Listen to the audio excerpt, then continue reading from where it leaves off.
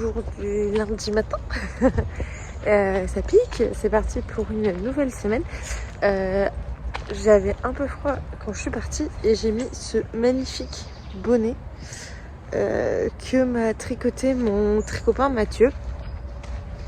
Et si je dis pas de bêtises, il doit être sur son Ravelry. C'est lui qui avait fait le patron.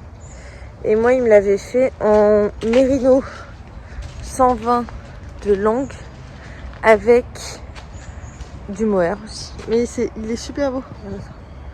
Regarde. Et il est super chaud.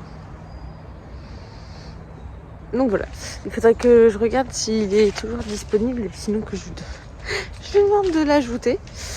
Ces petites promenades matinales pour le chêne berger là. Et après on va aller crocheter un nouveau champignon. Vu que c'est un nouveau début de semaine. Petit point de milieu de journée. Il est 12h. D'ailleurs, il faut que je charge mon ordinateur parce que je n'ai plus de batterie. Mes collègues de bureau sont tous partis manger en dehors du boulot. Du coup, je suis toute seule avec mon ordinateur, mais c'est pas plus mal. Hop. C'est pas plus mal parce qu'il faut que j'ajoute toutes les personnes sur le canal de discussion du Cale-moi l'automne. Aujourd'hui, je porte mon super pull Paris-Brest et j'ai mis ma Sophie Shawl que j'ai tricoté avec les laines de Madeleine et Philibert dans le Vlogtober de l'année dernière.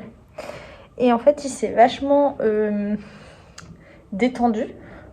Donc, il y avait un écheveau de Suri et un écheveau de Mérino, je crois.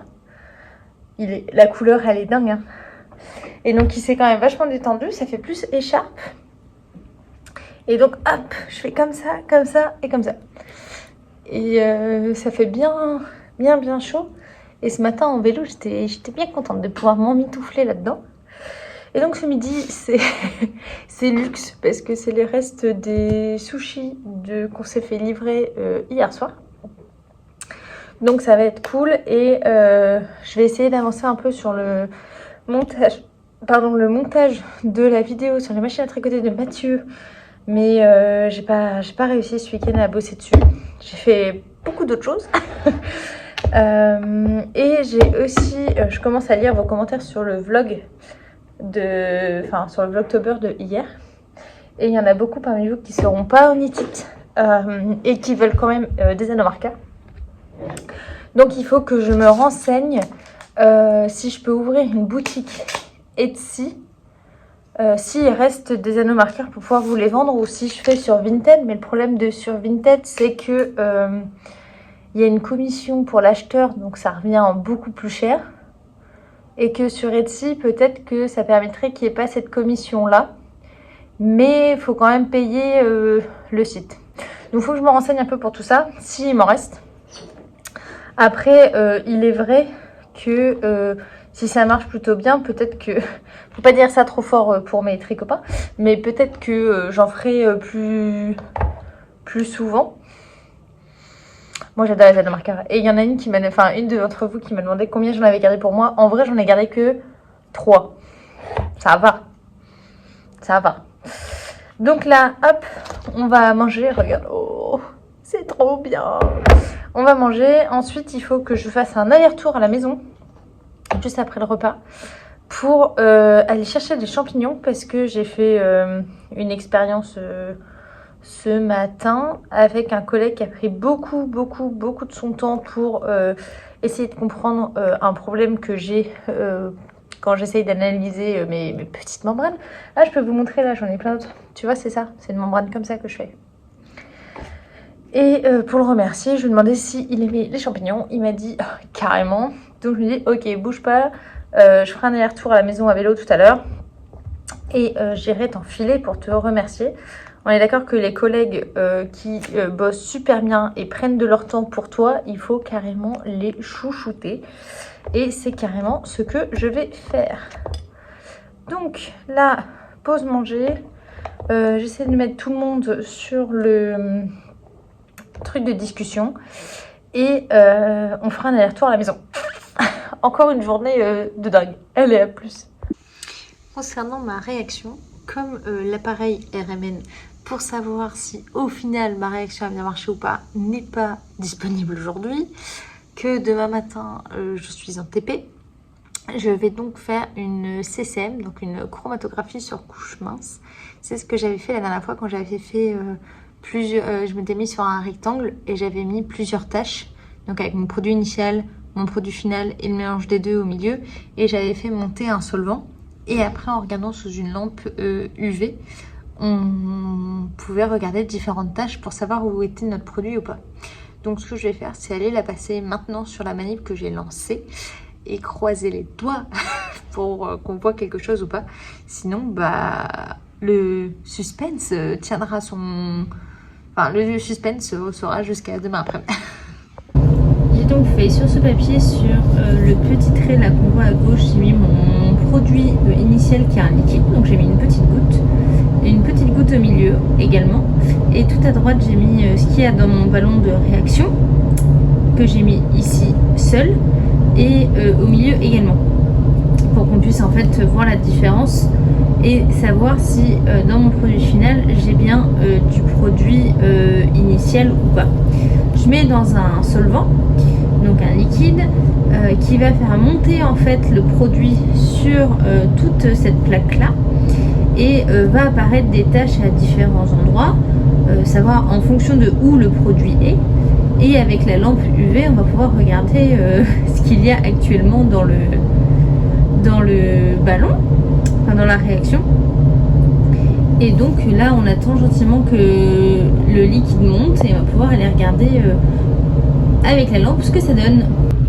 Ma réaction elle est juste là, elle est bien blanche comme la dernière fois, mais je pense qu'on va la laisser tourner encore un petit peu, parce que comme on n'a pas accès à la technique de caractérisation de la RMN, et bien on peut pas encore savoir si c'est bon ou pas. Quand le liquide est suffisamment arrivé en haut, on prend la plaque, on vient la secouer comme ça pour que le liquide sèche. Là vous voyez déjà que sur les côtés le liquide il est en train de sécher. Donc je continue jusqu'à ce que je ne vois plus du tout de liquide dessus. Et ensuite je vais venir la placer sous la lampe. Là on voit bien que le liquide tout autour est en train de partir.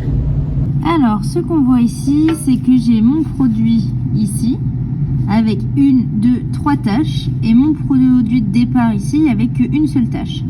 Donc ce qu'on voit, c'est que j'ai encore du produit de départ tout en haut là dans ma réaction, mais qu'on a aussi un nouveau produit qui à mon avis c'est cette tache là, celui qu'on veut à la fin, qu'on retrouve là, c'est normal vu qu'on a fait un mélange des deux dans celui du milieu, mais qui n'est pas ici, ce qui veut dire que c'est bien mon produit à moi qui est ici. Donc comme on voit qu'on a quand même une grosse tache en haut qui vient de mon produit de départ, et bien on va encore laisser faire la réaction un petit moment. Donc là je vais prendre juste un papier pour entourer les différentes taches pour pouvoir me rappeler d'une fois à l'autre de comment c'était. La lumière est ultra dégueu. Je suis rentrée... Oh là, vous bougez encore un peu. Je suis rentrée un peu tard du boulot parce que je suis passée au centre commercial qui a ouvert à côté de chez moi. Je cherchais un pantalon que je n'avais pas trouvé. Bon, bref. J'ai reçu ma super commande de chez Lil Weasel. Et ce que j'adore, c'est que regarde l'emballage trop choupinou dans lequel il était. Je trouve que voilà, les nerfs de Lil Weasel, bravo. C'est trop pepsouille de recevoir un colis dans un emballage aussi joli. C'est trop cool. Je vais pas vous montrer l'entièreté de ma commande, je vais vous montrer qu'une partie qui est bien évidemment la laine. Si tu entends du bruit, c'est que Théo est en train de faire à manger pour le dîner et que j'ai pas le choix parce qu'en fait de me mettre là quand même parce que dans la chambre d'amis il n'y a plus du tout de lumière. Donc voilà, tu as le droit au bruit de la poêle qui frémisse, c'est peut-être mieux.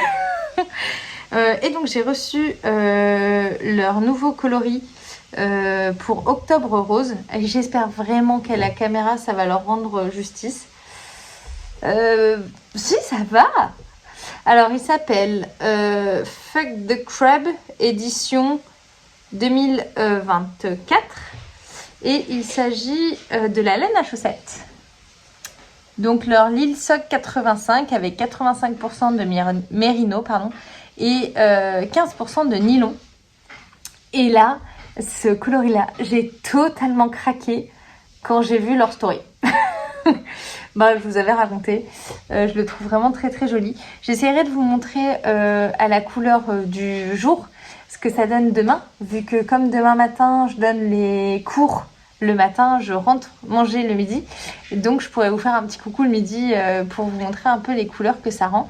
Et avec, j'ai acheté un écheveau de sock yé de Coupe Knits. Et donc c'est des écheveaux de 50 grammes. C'est des écheveaux de 550 grammes avec 75% de merino fingering et 20... Je fais ça à chaque fois mais on voit rien donc écoute-moi. Et 25% de nylon. Et ce que j'aime, donc voilà, c'est orange fluo. Et ce que j'aime beaucoup, c'est que toutes leurs couleurs de fluo, c'est des trucs de chimie. Donc j'aime beaucoup. Et celle-là, elle s'appelle comment déjà? Argon. En fait, j'ai l'impression que toutes leurs laines fluo, ça a des noms de gaz rares. Les gaz rares, qu'est-ce que c'est? Mot en chimie, c'est les éléments qui sont stables, qui sont le plus stables. Attends, on va demander à Théo. Théo? Pour toi, c'est quoi la définition des gaz nobles, des gaz rares? Qui sont leur dernière orbitale atomique complète. Non, mais attends, facile. Qui ont leur dernière orbitale atomique complète et du coup qui peuvent pas changer d'électrons et du coup qui sont inertes. Donc ils sont les plus stables. Ils réagissent à rien. Voilà, qui réagissent à rien, qui sont les plus stables. Merci chérie. Et donc celle-là a le nom de Argon. Et je trouve qu'elle va super bien avec. Il est à l'envers. Donc voilà, ça, la lumière est vraiment pas ouf. Et je pense que ça sera, j'aimerais beaucoup que ça soit mon tricot qui m'accompagne quand je vais aller prendre le train avec Milou pour monter en Picardie chez mes grands-parents. C'est beau, hein? C'est très beau. Je suis super contente, c'est trop beau. Et le seul truc que j'ai avancé hier après vous avoir vu, c'est bien évidemment mon Aros sweater. Et j'ai avancé la manche. Alors, c'est tout un bazar mon truc là. Et ce que j'aimerais bien, c'est l'essayer avec vous. J'ai mis des pelotes partout parce que pour une fois, j'ai rangé un peu mon coin tricot. Et comment dire que maintenant, il y en a absolument partout. Hop, parce que j'ai gardé mes pelotes du corps et j'ai gardé mes pelotes de la manche. Donc là, ça donne un truc comme ça. C'est canon, hein? Et donc, pour l'essayer, ce qu'on va faire, c'est qu'on va garder l'aiguille où il y a toutes mes pelotes dessus. Et l'autre, on va retirer l'embout, mettre un petit Scooby-Doo dessus. Hop. Mettre un petit Scooby-Doo. Bien l'enfoncer. Mettre un peu mieux les mailles sur le Scooby-Doo. Évidemment, mon aiguille interchangeable, j'aime vraiment pas ça, est en train de se faire la malle. Donc là, tout là où c'est vraiment hop, je viens le mettre gentiment sur mon Scooby-Doo. On va voir enfin à quoi ressemble ce pull. Oui, parce que accessoirement, j'ai fait un échantillon, mais je ne l'ai pas bloqué, je ne l'ai pas lavé, je ne l'ai pas mesuré. J'ai fait absolument n'importe quoi. C'est un peu plus de tronche là. Bon alors, on va l'essayer. Touc touc touc.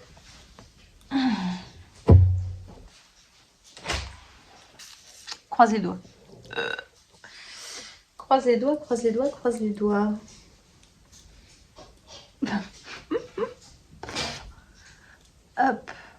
Hop.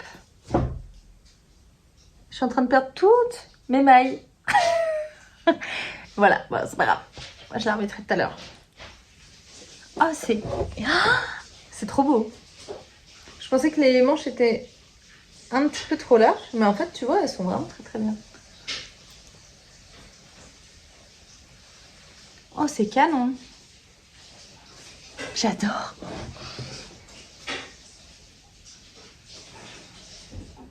C'est beau.